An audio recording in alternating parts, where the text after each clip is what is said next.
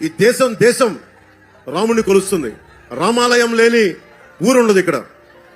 నేను ఎప్పుడు కూడా అన్ని మతాలకి సమానంగా గౌరవించేవాడిని, అన్ని ధర్మాలని పరిరక్షించేవాడిని.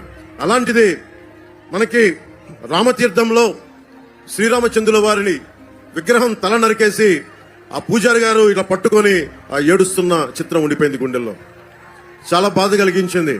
అది ఏ దేవత విగ్రహం అయినా ఉండొచ్చు, ఏ మందిరం తాలూకు ఏదైనా అయినా ఉండొచ్చు, కానీ ఈ రోజుకి ఒక్క చర్య తీసుకోలేదు. దానికి కారణం ఏంటి?